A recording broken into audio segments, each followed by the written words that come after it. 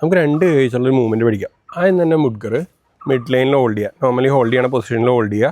എന്നിട്ട് മേളിലിരിക്കുന്ന കൈ, അതായത് ഈ കൈയാണ് മേളിലിരിക്കുന്ന കൈ ശരീരത്തിനെ ക്രോസ് ചെയ്ത് സ്ട്രെയിറ്റൻ ചെയ്യുക. ഈ കൈ ഏകദേശം തറയ്ക്ക് പാരലാകുമ്പോൾ നിർത്തുക. അപ്പോൾ ഈ താഴത്തെ കൈക്ക് ചെറിയൊരു ആംഗിൾ ഉണ്ടാവും. ഇത് കംപ്ലീറ്റ്ലി സ്ട്രെയിറ്റ് ആയിരിക്കും. ഇങ്ങനെ ഹോൾഡ് ചെയ്തിട്ട് തിരിച്ചതുപോലെ തന്നെ കൊണ്ടുവരിക. അതിനകത്ത് നമ്മുടെ വിഷൻ എപ്പോഴും മുഡ്ഗറിലേക്കായിരിക്കണം. ഇപ്പം നമ്മൾ നേരെയാണ് നോക്കുന്നത്. മുഡ്ഗർ മൂവ് ചെയ്യണതനുസരിച്ച് മുഡ്ഗറിലേക്ക് തന്നെ നോക്കണം.